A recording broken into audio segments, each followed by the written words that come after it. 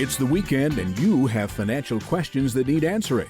That can only mean one thing. It's time for Jill on Money, the show that takes the mystery out of your finances. Here's your host, Jill Schlesinger.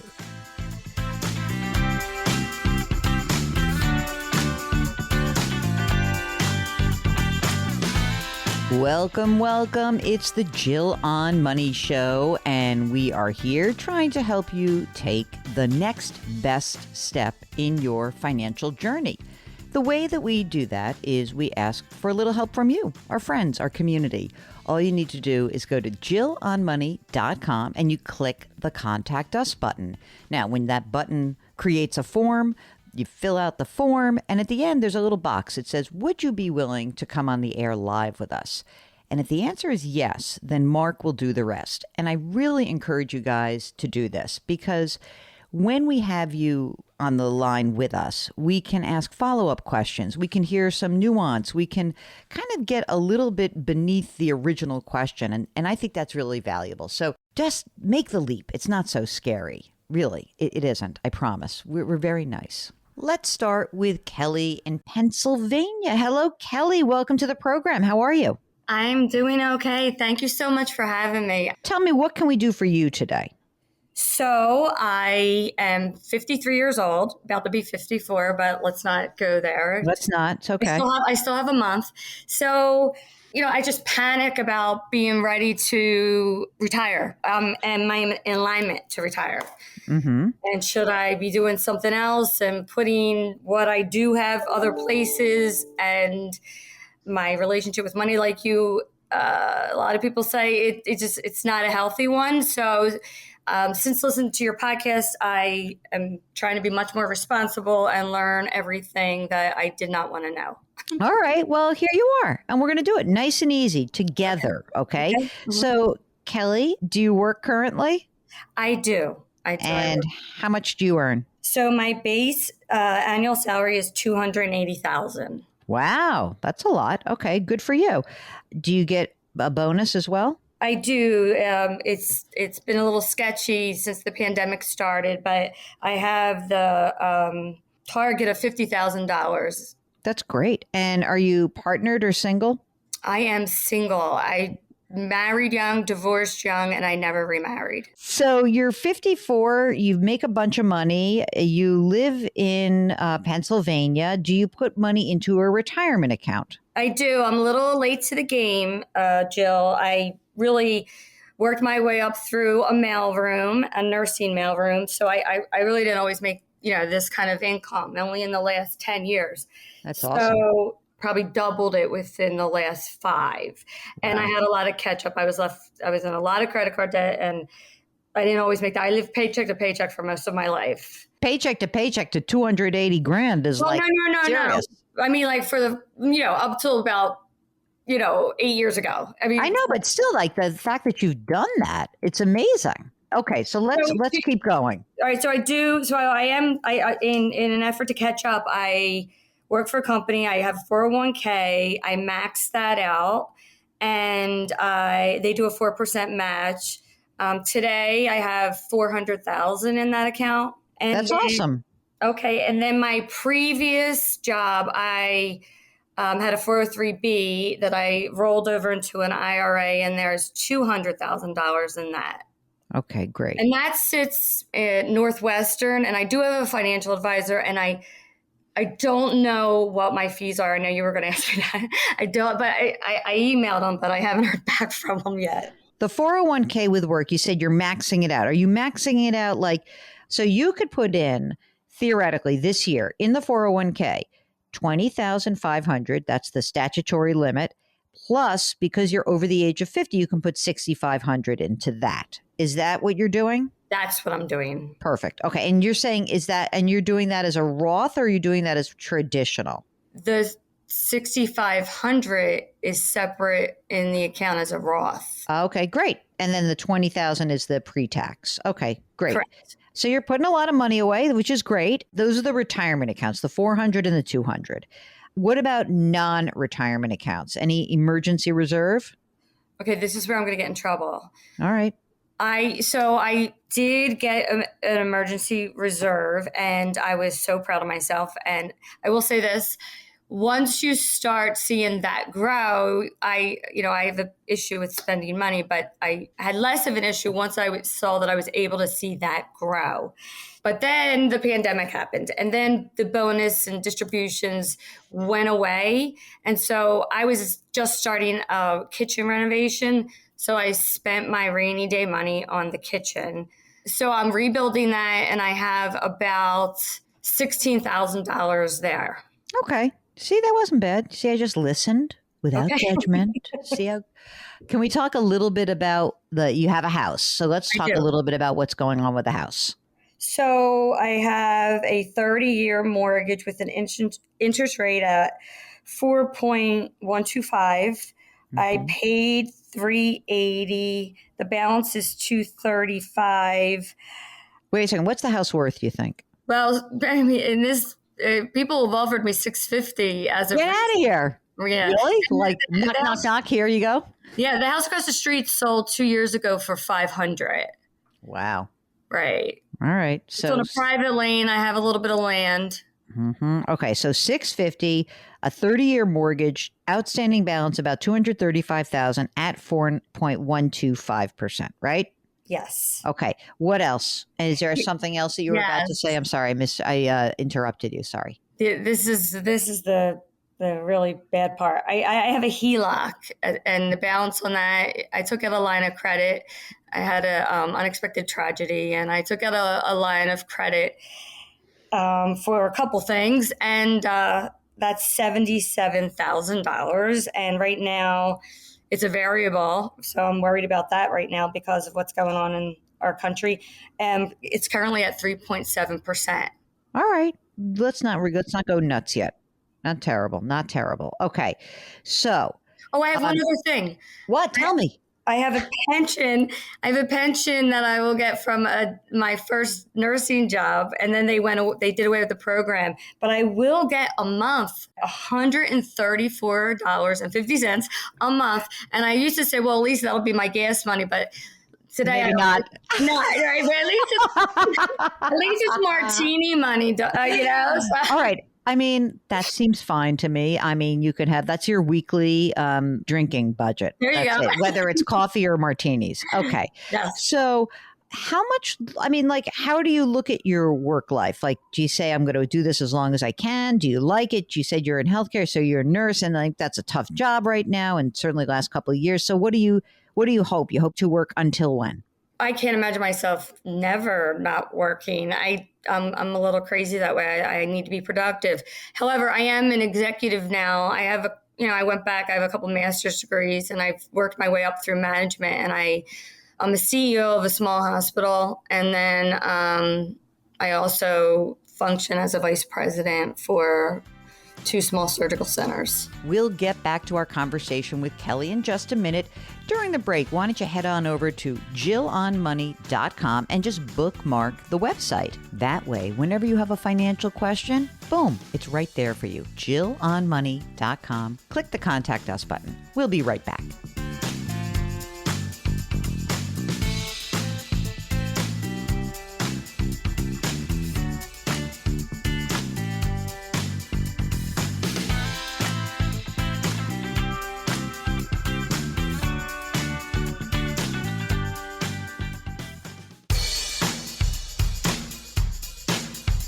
Do I invest here? Should I put my money there? Jill Schlesinger can help you. Back to Jill on Money.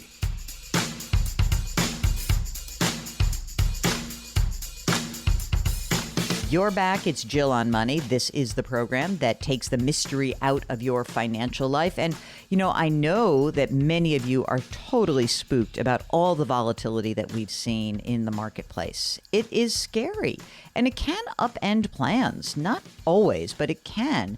And it certainly should be something that at least alerts you to the fact that being an investor means that you have to endure these rough periods. Now, if possible, and it doesn't bother you to just sort of hear the information in the background and not look, and that's better for you, fine. If looking is something that makes you feel a little bit better, then go ahead and look, but try not to obsess over it. I think that's most important. All right. Because if you need that kind of hand holding, just give us a holler. Just go to jillonmoney.com and click the contact us button. Let's get back to our conversation with Kelly in Pennsylvania. You're like an executrix, girl. This is good. It's been quite a ride, Jill. If you would have asked me a long time ago if I would be in this type of job, I never imagined it. It just happened organically because I pretty much can't keep quiet, and I when I see things that I think should be done differently, I speak up. So I do see myself always working. I want to do something, I think, in executive coaching because I'm looking at what I love about my job, and it's really developing, especially young, smart women. And I try to spend as much time as I can doing that. I've worked with a lot of people, and I get a lot of good feedback on that. And I've created a couple really smart, high functioning teams. So, I mean, if I were ever to do something else, perhaps look into that. But, it's risky. It's like having golden handcuffs on. That's why I really wanted to talk to you about, would I even be able to take that type of risk? Well, let's see. I mean, Mark, do you think it is worthwhile to try to refi even though rates are up a little bit? I have an idea, but what do you think that's crazy right now? Why? To get rid of the line of credit, just like roll it all in? Yeah, roll it all in and go back to and how many years left on this? You said I read your email, so you had 20 years. You're 20 years into a 30. What about starting the clock all over again, Mark, and going 30? You know what I'm saying? Like to stretch it out a little bit, or do you think that's crazy right now? If she thinks she's going to stay there, for the long term, I'm fine with it. I love this house. You do? I do. The reason why I say that, everyone who's listening, calm down because everyone just had a heart attack.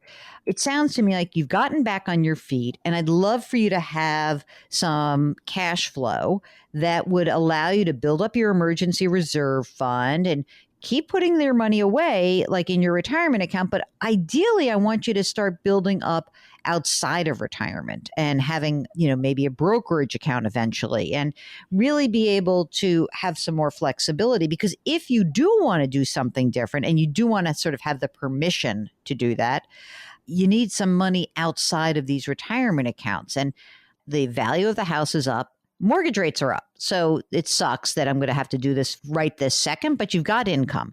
So let's just presume that you get $310,000, even like what would a $325,000 30-year look like? 325 grand, 30-year fixed, Mark. What's the payment on that?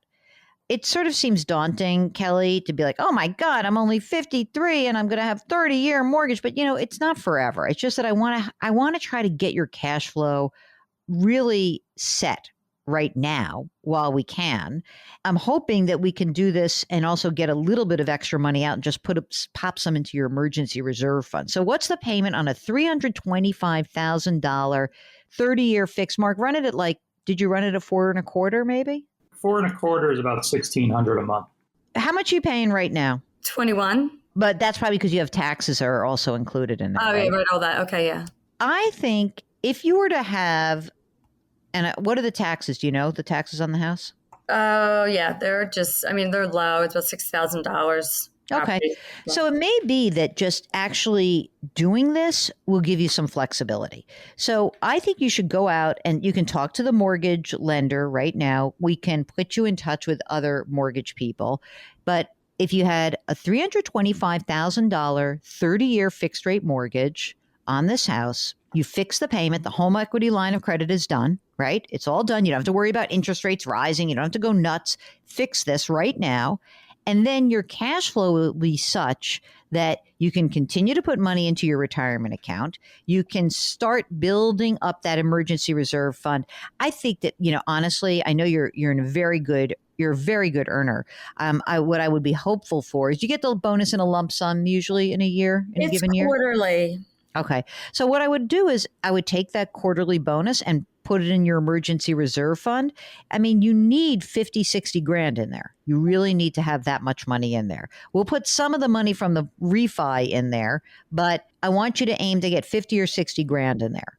And then after that, then we're going to start trying to put into place a plain old brokerage account. I mean, you're going to have to keep working, girlie. You worked your way up. You've done an amazing job. 10 grand a month is a real number.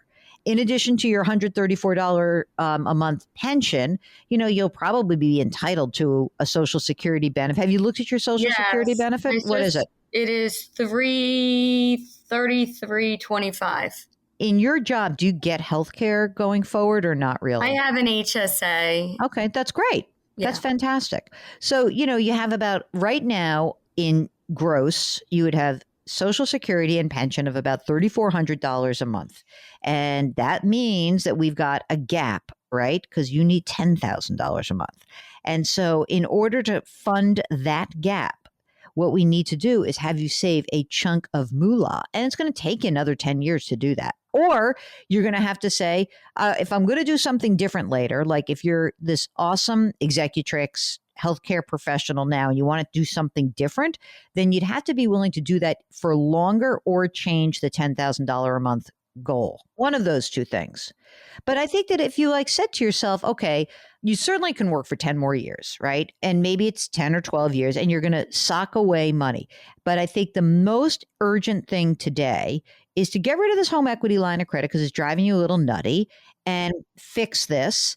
Draw out the term of the loan so that your payment can go down, which will allow you to do more stuff, not spending stuff, saving stuff. Okay.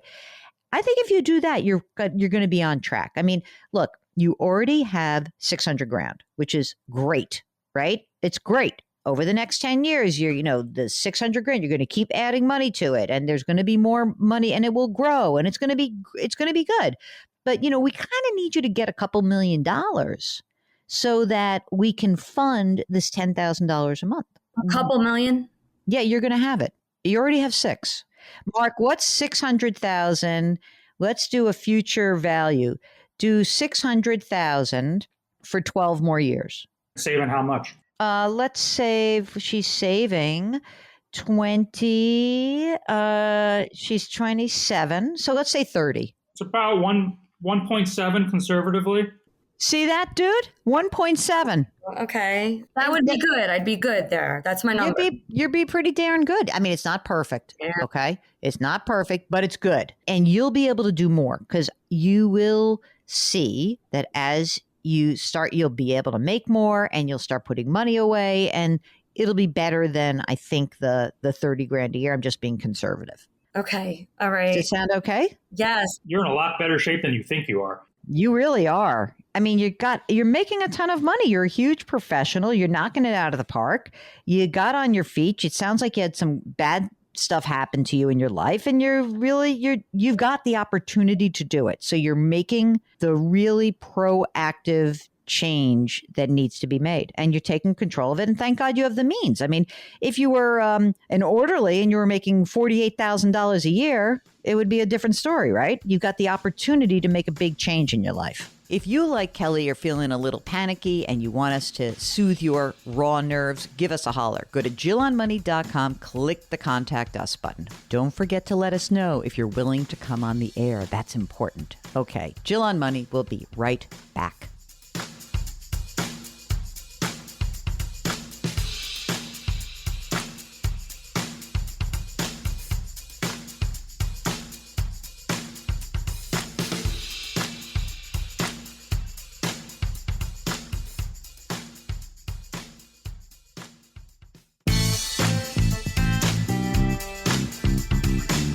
Back to Jill on Money, where Jill Schlesinger helps you take the mystery out of your finances.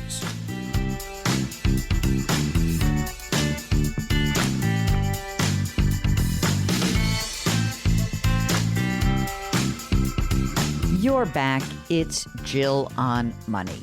And this is the program that tries to help you make the next best financial decision that you're facing. Now, that decision certainly can be about retirement. It can be about your kids' college planning. It might even be about a job change for you. We've been getting lots of folks who are not so interested in retirement, They're more interested in figuring out how to do something next that's different. Maybe they're a little burnt out from their previous careers. Maybe they're looking to downshift, but not get out of the workforce in total. So if that's you, gosh, we'd love to hear from you. Our website is jillonmoney.com, and there we have this magic Contact Us button. And that button is the one that you'll use to pose your question to us.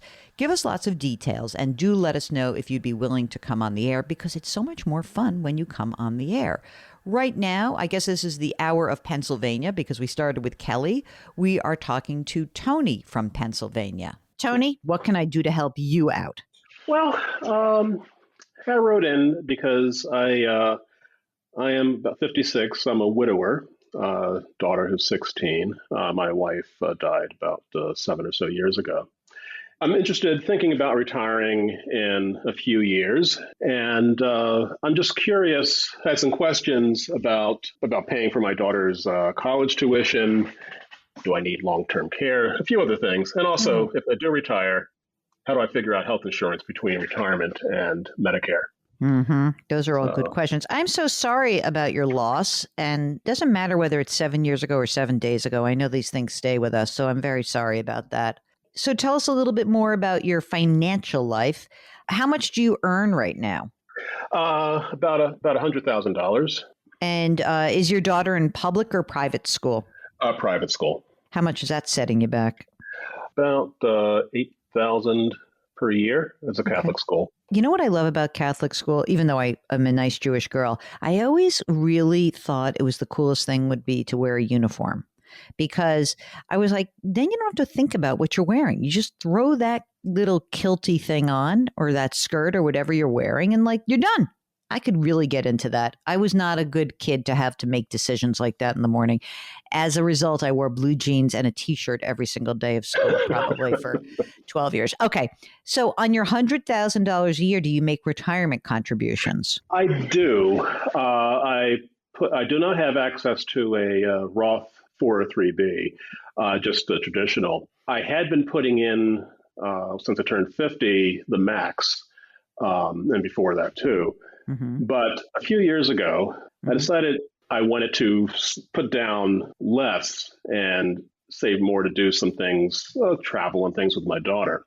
And so I'm only putting in $1,000 of my own money per year, plus the 9% that my employer contributes. I do put in $7,000 into my Roth IRA. Okay, so you're putting away $8,000 into retirement. You got an employer match. Are you going to be entitled to a pension? No pension.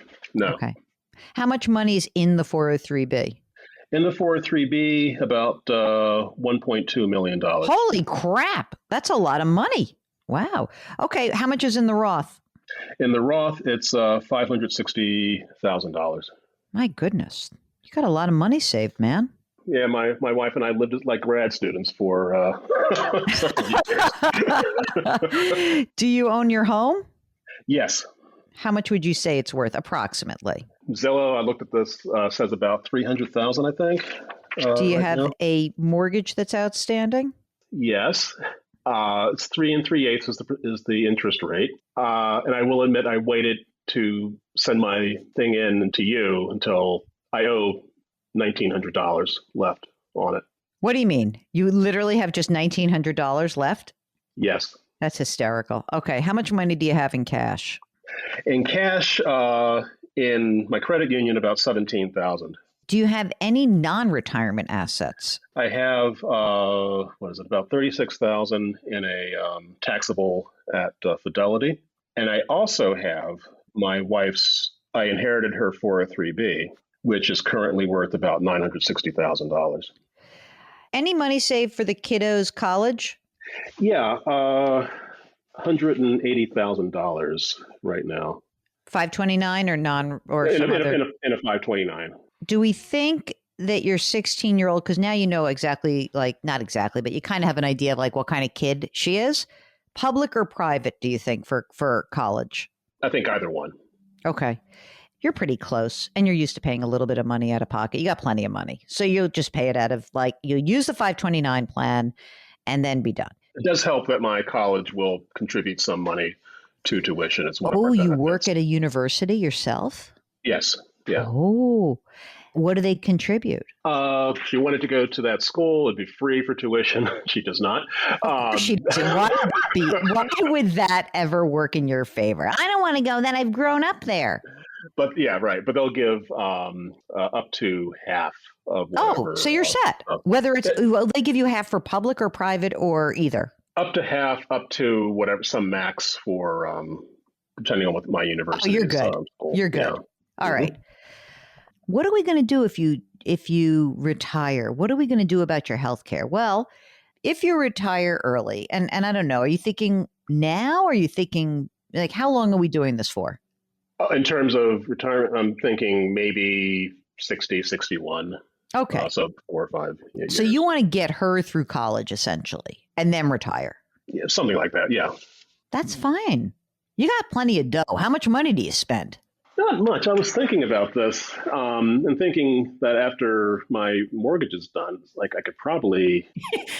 After my mortgage is done, you got $1,900. It's done. Next week. Yeah. I mean, your mortgage is done next week, essentially.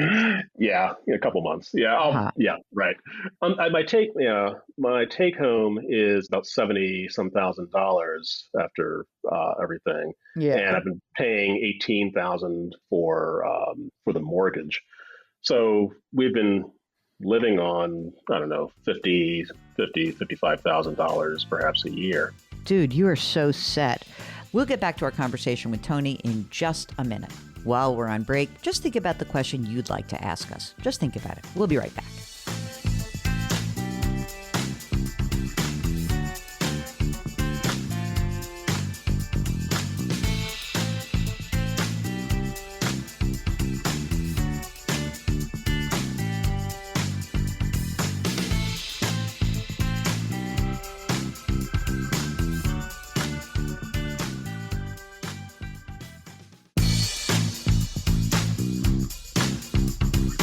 Welcome back to Jill on Money, where Jill Schlesinger takes the mystery out of your finances. You're back. It's Jill on Money, and we are here trying to help take the mystery out of your financial life, whatever that mystery may be. Sometimes it's a little thing, sometimes it's a big thing. We don't really care. We just want you to know that we're here for you. And that's why we built this program. It's why we have 2 other shows as well. You should check them out. One is the podcast. It's called Jill on Money, same name as this show. And the other podcast is called Eye on Money. And the Jill on Money show, really short little snippets, like 10, 15 minutes a day. So if you can't get enough of us, meaning me and Mark, go to jillonmoney.com and you can see the link to all the podcasts and you can subscribe so you can get a little bit of us every single day. That may be more than you need, but just in case you want it. All right, let's get back to our conversation with Tony from Pennsylvania. So you could obviously do COBRA for a couple of years, and then just you'll go on the exchange and you'll buy some health insurance. Okay. I mean, I guess that you work at a university. So is there any, or some school, any sort of college, university, is there any way that you would want to, like, sort of, I don't know, like be part-time or something where you could get insurance? Or is it just total? It doesn't seem worth it to me. You've got so much money. Yeah, I'm thinking about other family members and also thinking about my wife. It's like I have done what I can at my where I work, and I just want to see what's next. Yeah. And I'm thinking I've thought about maybe, teaching a class or 2 there. Who cares? I agree with you. Life, you know what? You've had tragedy in your life. Why are we going to make you nuts? You've got plenty of money. You got over $2.1 million in traditional assets. So even if you lopped off a third of it, like, taxes are going to eat up a third of it, that's still a big chunk of money. Plus the 560 in the Roth, plus you don't spend that much money and you're going to have Social Security. So I think the only thing that I would say is that right now, I don't know what you think, Mark. I think we can stop putting money into the Roth. I feel comfortable with him just trying to build up the taxable account. I had just unmuted myself because I was going to say the same thing. So he's got $36,000 in taxable. I would say for the next few years, just build that up. And you can also use that for your healthcare costs. Yeah, I want there to be more money in there for sure. Okay, I was planning on using a lot of the mortgage money Yep. to do that. So Good. I would say that over the next few years, like, again, you're not going to have a mortgage. You may or may not have to pay anything for college or grad school. We'll see what happens, right? I would love it if by the time you got to what did you say your mortgage payment is right now? it's about, including taxes and insurance, is $1,800. Yeah, but I mean, so there's month. only some portion of that we get. But if you just said to me, like, you know what I'm going to do? I'm going to put $1,200 a month that was, or 15 grand a year away for sure. I'd love for you to have more like 100 grand in that non-qualified account by the time you retire. And I think you'll be able to do that easily. Okay. I really okay. do. I think that you should feel free and, just simply to live your life and do that next thing and figure out what you'd like to do next. And you've got I think also a really nice opportunity here in a weird way when your daughter goes away to school, you won't have a mortgage. You may not even have that $8,000 of tuition payment for high school because between your employer and the money in the 529 plan, I don't think there's going to be that much you have to have out of pocket to pay for her. You could start socking away a lot more money in the taxable account, figure out what you want to do next. And I mean, it should be anything that comes up. I want you to free yourself from any preconceived notions that you had about what would be next and think about what you would like to do next. I have a feeling that, Mark, I don't know if you're feeling this also. I feel like Tony has probably shouldered a lot of burdens in his life. And now it's time for you to be like, okay, it's Tony time. And by the way, Tony time starts now, meaning you got to think about it because you don't want it to sneak up on you. You really, really want to be able to be in control of it. And that's what I think is, to me, the daunting part and the exciting part all at once. Thank you. Thank you very much. This is very helpful. Any other questions for us? Do you have I presume you have all of your estate documents because you're the dad and there's not a lot there. So you got that done, right? Yeah, and that's one thing that my wife and I had done a few years before. And let me also say this. One mistake that we did is we did not get any extra life insurance except from our employers. And that made it a little difficult after my wife died. I got some from her employer, but please, everybody, get life insurance. You can. Yes. And you know what? I must say that thank you for saying that because especially when you're younger, buying that insurance is so cheap. It's one of those things where it's like better than any other insurance product because the cost is so small. And if you did have something horrible happen, it's so great to just have a little more flexibility. So thank you for saying that. I think that's a good point. Again, I'm excited for Tony time. So just make sure you send us some pictures from whatever is happening. Or maybe it's just squiggles in a notebook where you're like, hey, you know what? I wrote down these 5 thoughts, but share it with us. And we're rooting for you, man. You deserve it. Okay. Thank you very much. Thank you very much.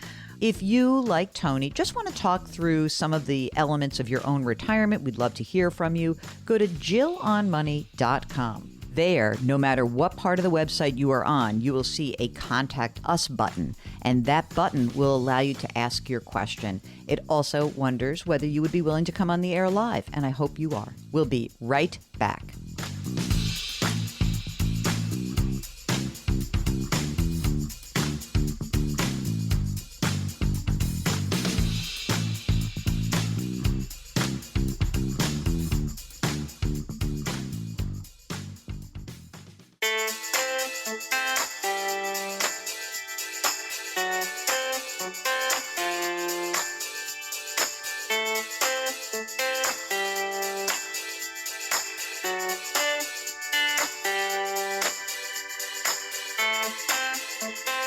You're back. It's Jill on Money. Before we close out our number 1 of the program, let's do an email because we do answer your email questions. It just takes a little bit longer. So I apologize for that.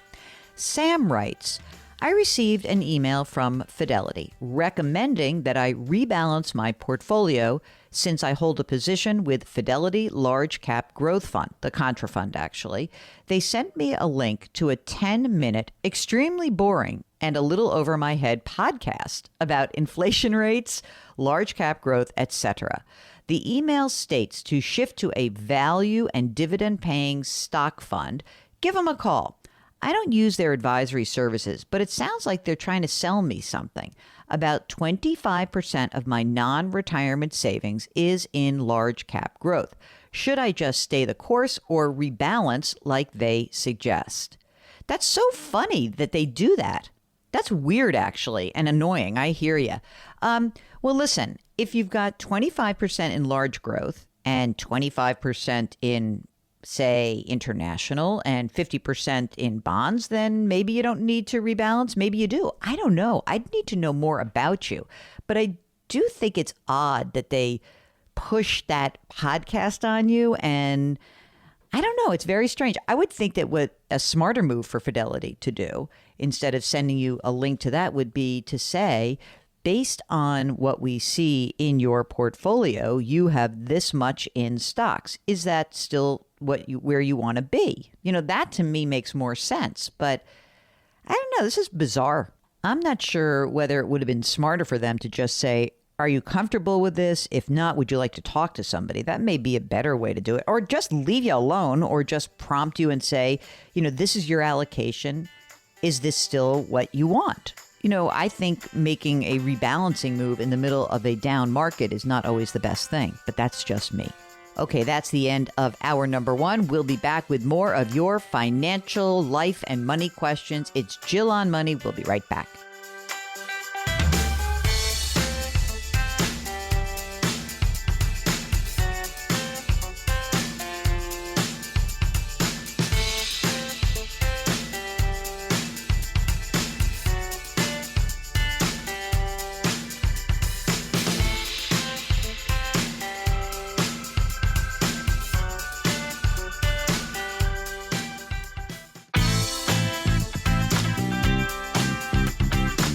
It's the weekend, and that can only mean one thing. You're listening to Jill on Money, the show that takes the mystery out of your finances. Here's your host, Jill Schlesinger.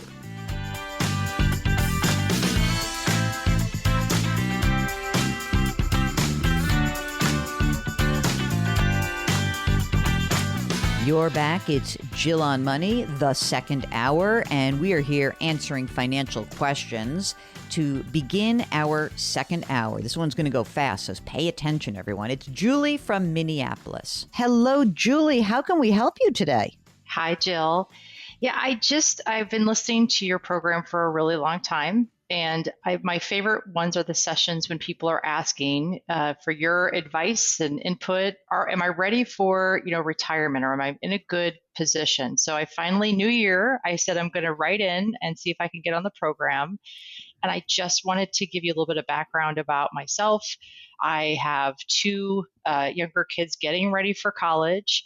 I'm turning 50 in June. I very much just want to understand if I'm on track, if from your vantage point, to do all the things I'm probably going to have to do in the next couple of years on the way to retirement. All right. So, Julie, you said you have two younger kids who are getting ready for college. What are the ages of those younger kids? I have a senior in high school, so he will literally go this summer. Mm-hmm. And then I have a freshman in high school.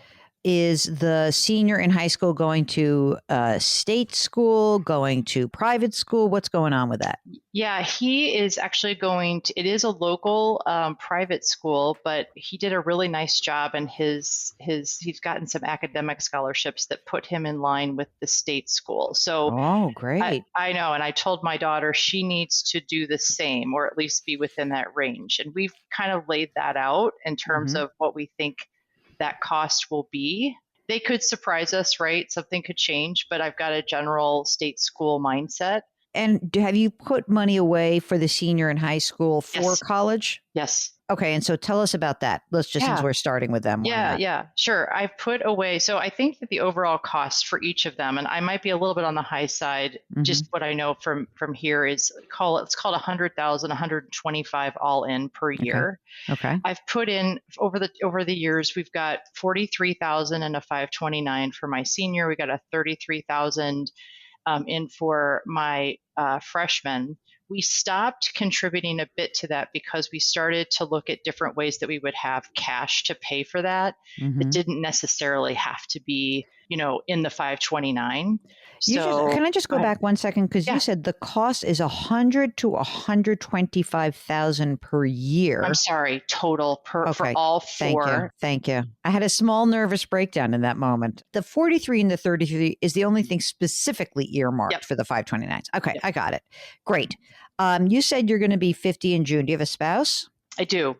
And how old is that spouse? 51. Are you both working? We are. Tell us a little bit about that. Together, our annual salary is about 300,000.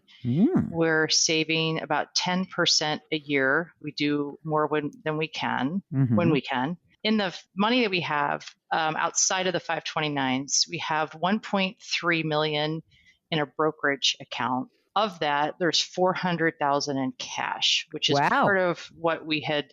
There's a lot of discussion about that cash, but I can tell you that for sure we look at that as part of the contribution to college. We've got 1.6 million in a traditional IRA. We have 15,000 in a Roth. I have 80,000 in company RSUs that they vest over time, obviously, so it's accessible in a sequence of years. We have about 500,000 on our mortgage. Right now, I'm estimating that today, before college, our costs are about $12,000 a month. Okay, great. How much is the house worth? Well, depending on today, they would tell me it's between 900,000 and $1 million. And the mortgage, what's the rate on the mortgage? We just refinanced, so it's really low. We're really fortunate. It's about 2.3. Oh my God. But wait a second. Is it a 15-year? No, 7-year ARM. Oh. Yeah. Are you planning to stay beyond 7 years?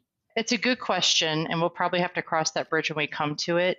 We have relocated, I would say, 8 to 9 times in the last, call it 20 years for work. Yes. Whose work? Who relocates so much? Mine. Really? Yeah. Mm-hmm. Now with that, we've always done an ARM, right? And now when we moved to Minneapolis, we decided we're going to stay here. So we're here to get our kids through high school and hopefully through college. And so I think we've gotten really comfortable with the ARM, knowing when we'd have to jump in and make adjustments versus, when it ends, does the rate still somewhat advantageous depending on the market? You like this house? Yeah. Ideally, you might say, all right, our freshmen in high school, in 7 years, you basically they're both done with college. You could move, maybe you won't move, but you're flexible one way or the other. Yes. All right. Do either of you have pension benefits? He does, but they're horrible. So it's just not even worth discussing. Okay. So of the brokerage account, I guess what I'm wondering is this. You've got money in cash, right? The senior in high school, we're a little short on the funding, right? You need another, let's say, 60 grand or so that needs to go in there. So I guess my question is, since you have cash in your brokerage account, shouldn't we just dump it into the 529, even if it just sits in the fixed account in the 529, even if that's the case? Wouldn't it be a better tax environment to have the money in there, earning some interest, but also not being taxed on that interest? So we've talked about that, and we've said it probably could go either way, right? We could put it in there, or that could be the first that we pay. But even so, you also then have with the freshmen. Why not? I don't get why not. We shouldn't just put some money into the 529s, only because tax free is better than taxable. Yeah, I mean that cash, it's accessible to me at any time. I think the real question we've basically said is, what should we keep that's just, because right now with everything that's happened with rates, we're not earning a dime. So that's a separate conversation. Sure. But should we dump it in something else? I'm a very big we're Vanguard pretty much 100%. Should I be putting more of it in there, but still keep some of this just to pay for that? Are you in let me ask you a question. Yeah. The 529 plan, are you in a Minnesota plan or some other plan? I went through Vanguard, and for some crazy reason, it set me up. Whatever program they have takes you through the state of Utah. Yeah. Utah's a great plan. Okay.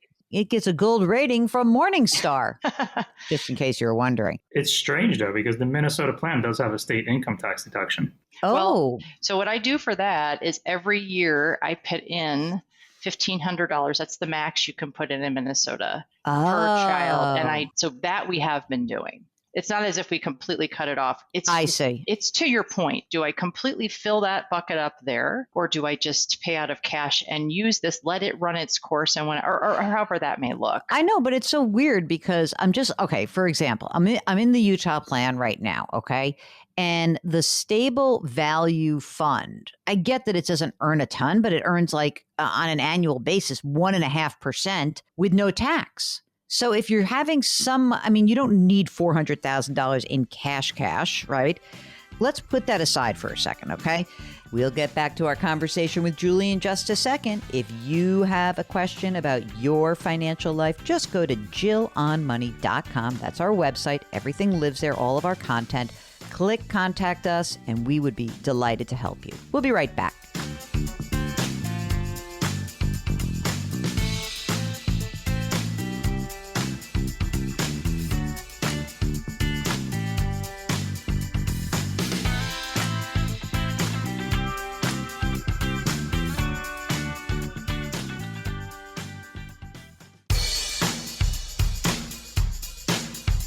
Do I invest here? Should I put my money there? Jill Schlesinger can help you. Back to Jill on Money.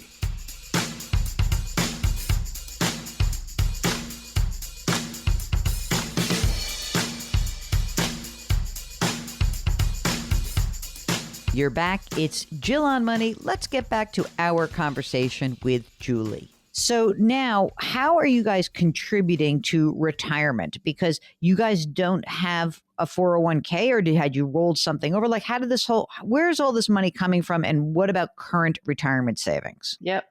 So currently we're saving about 10%, and those are going into our current 401ks or whatever. I think so that 10%. So the saving of 10% a year is your 401k contributions? Yep. Yes, I should have been more clear. Okay. Yeah. Okay. So those contributions, are those in Roth or traditional? I know mine are traditional. My husband's in like a 520. I don't know those. He's in the public. Oh, sector, he's probably in a 457 plan. Yeah, something. I bet it's like traditional. That. Okay. Yeah. So you guys are putting this money away. And then is there any money beyond your contributions to your retirement accounts that you're saving? Because you do have a ton of money in the brokerage account. So I'm just wondering, how does this all accumulate? I get where you've rolled over old plans. Where did this $1 million brokerage account come from? Did you save in excess? Did you inherit money? Did you cash out of houses? Where does it come from? Flat out savings. Flat out savings. But you're not contributing to that now. No. All right. Tell us some more stuff. You got life insurance? I do. It'll run out pretty soon. It's about $2 million. Great. I looked at it a year ago. I'll stop paying for that when I'm like 58, and I don't plan on you don't doing need that it any further. Yeah. Okay. How about the estate documents? Anything there? We do have those documents in a will, but I need to desperately update those. So that's a big reminder for me. Okay. So let's do that. Once we're done with these kids, right? So let's just say that let's move the clock a little bit. Let's get to, I'm not even going to deal with the house right now, but let's push forward 7-8 years. You're 50, you're about to be 58, 59. When do you actually want to be able to downshift for retirement? So I dreamily would love to consider doing that around 55, but I would tell you that doesn't mean I'm going to completely, come out of the existing in the world. I will always have to do something, but I have had the idea of perhaps downshifting life pace a little bit at that time, if, at all possible. Would your husband keep working? I think he'd probably be in the same boat as I. However, I think his job is probably one that is probably more doable at that type of pace. Even if he has a not so great pension, would he be entitled to get health care so that we didn't have to worry about that for those Yes. 10 years? We use his healthcare today because public healthcare is actually a lot better sometimes than the private ones. But he would be entitled to do that. If he's left, he would say you could continue your healthcare for those 10 years, right? Yes. Okay. So now it's 55. Let's just look at that 55 to 65. Again, we're leaving the house alone for a second. All right. And at that time, the 55, let's just say the kids are done with school. And let's just say out of the brokerage account, let's take $100,000. Let's take $150,000 out of that cash account right now, because we'll pretend we've spent it. We've spent it on college. So really, there's only $250 of cash. And now, so what you're saying to me is, or let's just say 300, because it'll be nice and round. You'll have $1 million brokerage account, the 1.6 in your traditional IRA, some Roths, some RSUs, some amount of money in 401ks, but the bulk of the money is in the traditional IRA, right? So now what you're asking me is, from age 55 to 65, how do we create this $12,000 a month number, right? So what you could think about is you could say, if we have $12,000 a month, we'd be willing to earn blank. Fill in the blank of what you guys would be willing to shoulder in terms of, let's just call it part-time, fun project. What can I count on for you guys to want to do at that time at 55? I mean, for sure, call it part-time, or even, if he stayed, full-time for a while, which I don't think he'd be opposed to. I could see us, potentially ranging anywhere between, 60 to 120,000. That's a kind of a big range, but it would probably depend on a number of different things. Okay, but let's just say this. You could commit to me, swear, not pinky swear, don't worry, that you would get of the $12,000 a month you need, you could get half of that. You somehow or other will figure out how to get, $80,000, $90,000, tax that, and then we've got your $6,000 a month. Okay.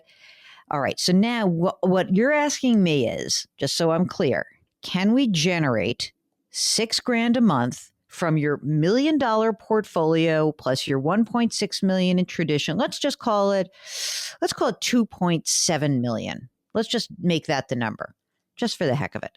Now, if I were to do 2.7 million at a 3% withdrawal rate, that totally makes it perfect. Like, again, that's in today's dollars. If you had to do this right now, it would be $80,000 a year. Some of that would be taxable. Some of it would not, right? Because we would be thinking about some traditional IRA, some brokerage, and you guys look pretty good. It looks okay to me. Okay, so the issue is for the first 5 years that, you have a brokerage account and you would have to live on some of that. You would eventually kind of be able to dip into your retirement account, so 55 to 60, then 60 to 65, kind of that's my next bogey. And then what does your Social Security benefit look like for you guys? Oh, I forgot to look that up. Give a guess. It's probably my guess is, how much is are you the bigger earner? It sounds like. Yep. What do you earn right now? $225. So that means that, at your Social Security age, and even if we do it at 67 versus 70, you really can make this. So here's your big question was when we started, are you ready for retirement, or are you on track? Yes, all of this is possible. Here are the cautionary issues that I see. One is the house, which is a big deal, because if for some reason we have misjudged the risk on that, which is you get to 7 years from now, interest rates are way higher, and you are like, I am not refinancing my $500,000 mortgage at 6%. I'm not doing that. And so therefore I am now pushed into selling the house, moving to something less desirable, or taking cash out of my brokerage account. And now you're risking the idea of early retirement for sure. So that's a big risk. Or I wouldn't say big. Let's say yellow, again, yellow blinking light, not a red light. The other is, I guess, I don't think this is really a big issue. It's just that, in general, I think that the assets and the what we're expecting in terms of like how you can make money in the future, I think that the past 10 years are going to be better investing years than the next 10 years. So it's okay. It doesn't mean that that's like the death knell, because I just ran the numbers at a very conservative growth rate of like where you are today. But if for some reason we're all wrong and inflation continues to be a really big problem, which it won't be, but let's just say it continues to be higher than we expect for longer, and financial markets do really crappy, and then all of a sudden this base of 2.7 that I think you have is really like 2.2, and we're in a terrible period of time, things could change. But I think that's highly unlikely. So I think this is all doable. I really do. And if you're like, you've had it, like, you're 50, you've moved all over the place. You're like, damn it, why'd I work my whole life so that I could get to this place and not be where I want to be? I think you're going to be fine. And what you may even see is that the little easy things to do, like dumping a little extra money into the 529s, which could be slightly more efficient, doesn't matter. It will not make a difference in your lives. If you, like Julie, want to run a scenario by us, just give us a holler. Go to JillOnMoney.com, click the Contact Us button. We'll help you out. We'll be right back.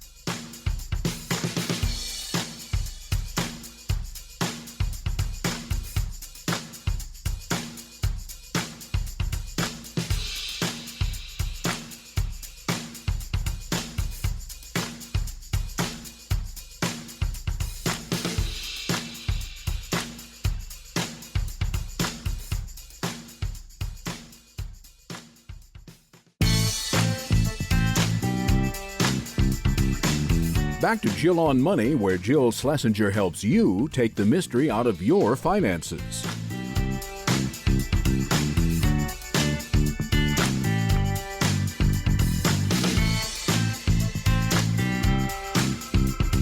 You're back. It's Jill on Money. Next up, it's Renee in Virginia. Hello, Renee. What can we do for you? Hi, Jill. Hi, Mark. Well, I'm at a bit of a crossroads right now. My question is, should I retire at the end of next fiscal year? Or end of next year, actually, after 39 years in the government. Wait. You're going to retire at 39 and not 40? That just doesn't sit well with me. It would be 40, right? No, I'll have 39 years in, and I'll be 56 and a half next year. No, but I'm saying you just don't want to wait till like the 40th year, because that would be so great. Yeah, with my sick leave, it'll end up being 40 years, but I've actually worked a little over 39 at that point. Okay, all right. Yeah. I like the symmetry of 40. Okay, so you said you're 56, is that right? I'm 55 now, and when I'm eligible to retire in December of next year, I'll be 56 and a half. What do you do? I'm in contracting for the government, so I'll have a pension. Ooh, so, what's the pension amount? Well, at 56 and a half, when I'm eligible, it'll be around 68,000. Holy smokes, that's a big number. Can you live on that? Well, they also give me a supplement of 25,000 until I'm 62, because they're bridging the gap between 56 and a half and 62. And then at 62, they expect you to take your Social Security. Which you may or may not do, but okay. Well, right. The problem is if my house isn't paid off, the 68,000 may not be enough. All right. How much money is in the 401k right now? Well, it's been going up and down, as you know, but about $1 million. $1 million? That's great. Tell me about the house. How much is the house worth about? The house is worth about $260 to $280. Okay. I owe about $158,000. What's the interest rate on the loan? Interest rate is 2.75. One of the kickers, Jill, right now, with inflation being what it is, but you just spoke to, if I retire when I'm eligible, they give me that supplement that I was talking about, but they don't give me a COLA on my pension. I don't get a COLA until I'm 62. Oh. If I wait till I'm 62 to retire, so 5.5 additional years beyond when I'm eligible, my pension would jump up to about $93,000. With a COLA. Yeah. Well, yeah. If I get all the, like expected colas and stuff, Yeah. 2.5 years, it would through my calculation, I would end up with 93,000 instead of 67,000, which that's a big number. I just would like to say one thing. 93 is better than 67. Do you despise what you do? I don't despise what I'm doing. I just when I wake up in the morning sometimes and I let my little puppy out, my little dog out, and I feel the fresh air and smell the morning, it's like, oh, if only I could go for a nice little walk. Can't you do a little work from home or not? Well, I start working at 6 o'clock in the morning. Yeah, me too. I mean, I could change my time, but it's like I want the flexibility to be able to do what I want to do when I want to do it, and I don't have the luxury of that. And so that's just after 40 years, I'm like, geez, when is it enough money? Okay. Could I afford to do the retirement when I'm eligible? Or do I Let's gotta just talk this through a little bit more. Okay. Let's keep going here. Okay. Besides the $1 million in the retirement account, do you have non-retirement assets? I really don't. I only have 65,000 in cash. All right, good. But that's good to have that in cash. If you're retired at 56 and a half, what happens with health care? My health care continues to the day I die for the government. Oh my God. I mean, it's not free, but it's not a lot of money. How much do you really think, including the mortgage, how much do you need in terms of income? What do you spend? Let's do it that way. How much do you really spend every month? Well, I really spend about I bring home about $6,200 a month, but that's so $5,000 a month. I max out my TSP, so I put every possible penny in there that I can, and I still save a lot of money even after I bring home the $6,000 a month. So $5,000 a month is probably what you're spending, right? If that. It's less than that. It's because I save about $2,500 on top of that, so probably $4,000. $4,000 a month. I mean, I know. Where's the $2,500? Is that going into your $65,000 in cash? It is. It's going into there. I try to put it in there every month, about $2,500. So, I mean, my mortgage is only $1,200. And when is the mortgage paid up? I think 2044.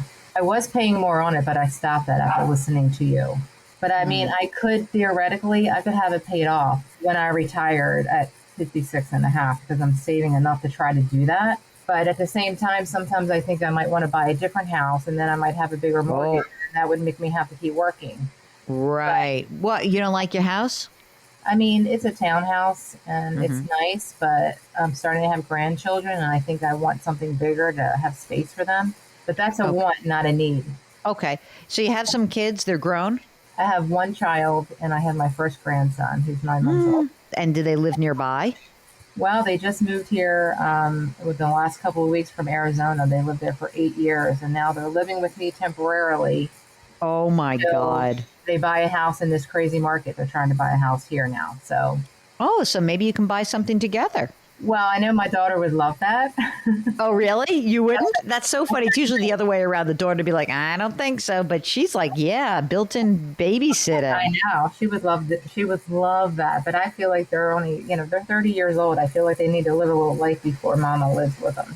And are you partnered or single or dating or anything like that? What's your situation? I am 100% single right now. I've been married. Not with that pension. Not for long. Not for long. We're going to get you married off right away. We're going to get you. I don't want to get married because I want to keep my money. You betcha. So what do you think about this, Renee? You're young. You're healthy. All right. I think you can do this if you want to. Mark, do you agree with that? Because I think that she actually has enough money to be able to bridge her. I have an idea about what I want.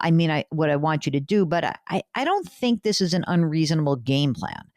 I just think that it gets easier with every year that you're working, every additional year. So, Mark, do you think she can do it or not? Yeah, especially if she stays in her current house, she can definitely do it. Yeah, so you can do it. We'll get back to Renee in just a moment during the break. Hop on over to JillOnMoney.com and don't forget to sign up for the free weekly newsletter. We will be right back.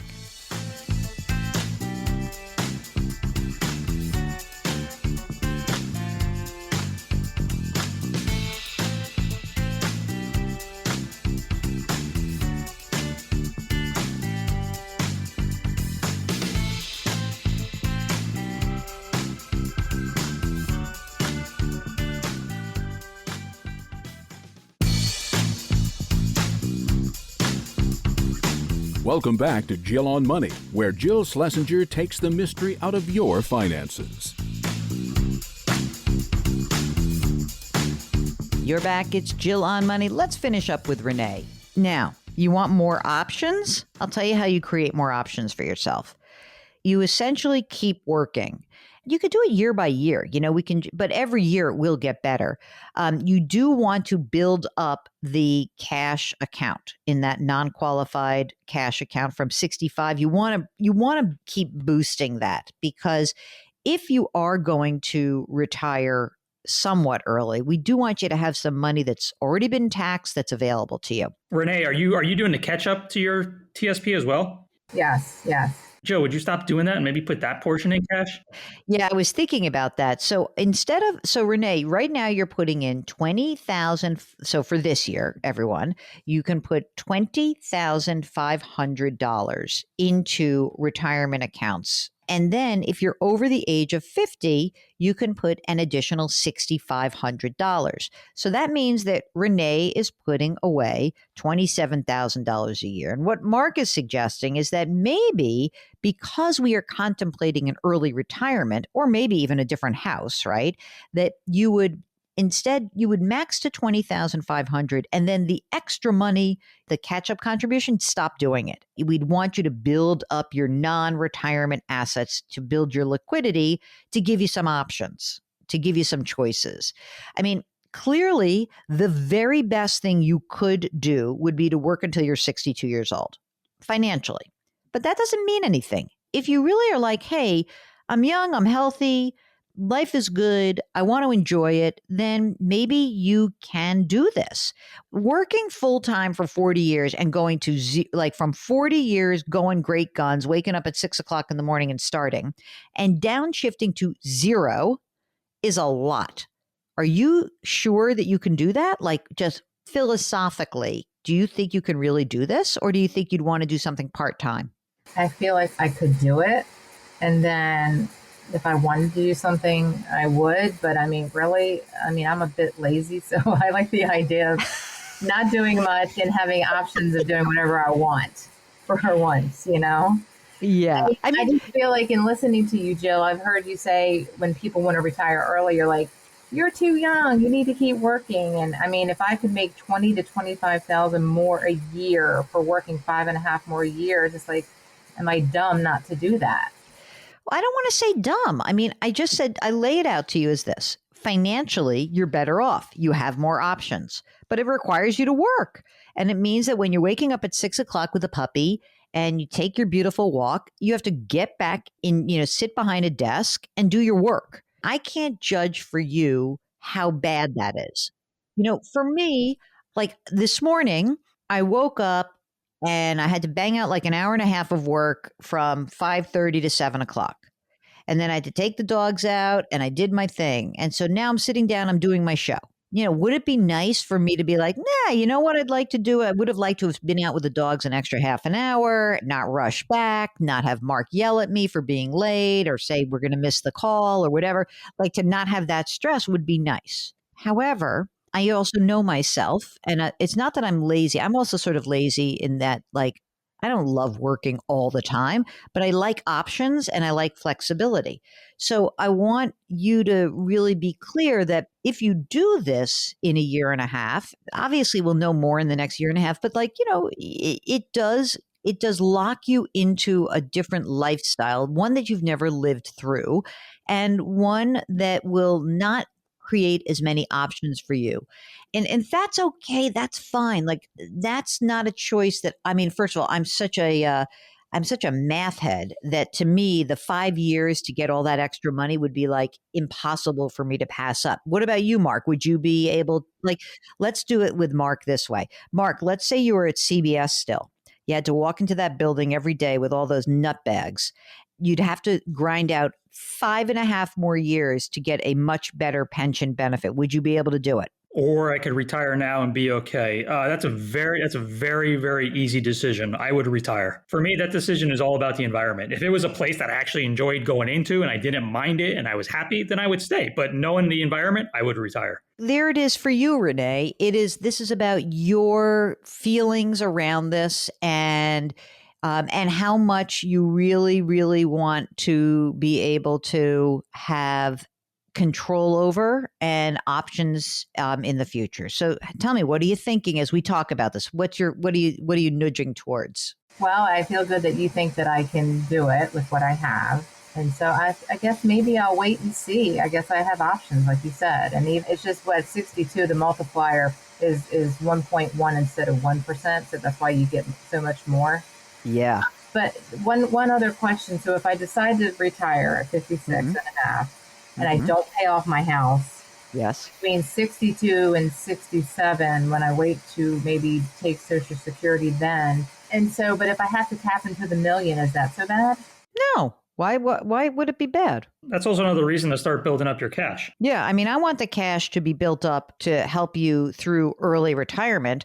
But from 62 to 67, I mean, you should absolutely feel entitled to take your 401k money. There's no doubt that that's like, yeah, of course. What's your Social Security benefit at 67? 39,000. I mean, so you'd have 67 from the pension, or 68 from the pension, and 39,000 from Social Security. You'll be in great shape. But for those 5 years, sure, you could take money out of the retirement account. You could live on that. Not a problem. You're going to be fine. You're really going to be fine. I don't want to frame it as, would I be stupid? You tell me, how much do you not like working? How cute is that puppy? How much do you want to spend time with this grandkid while the kid's young? And, all of those things. Okay, when we return, more of your financial questions. It's Jill on Money. We'll be right back.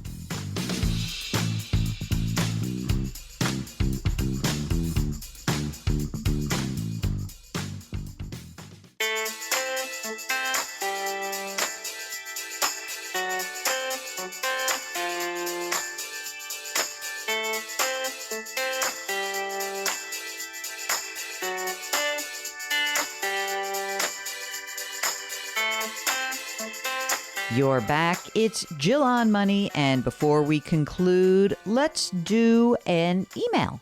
And this is from Ken, who writes, I live in Connecticut where IRA, 401k, and 403b distributions, plus Social Security, plus pensions are no longer taxable for married couples earning up to $100,000. Would it not make more sense for most who live in this state to go with a pre-tax plan? If one does majority Roth, then the state income tax is being paid up front instead of mostly not at all once retired. Thank you. Oh, this is a really interesting question. I didn't know that about Connecticut. I mean, I think the problem is, I get the state tax part of it, but the majority of the tax you pay is still a federal tax. And the federal tax is what's calculated when you're looking at, say, the Medicare, the IRMA rules, where, you have more income.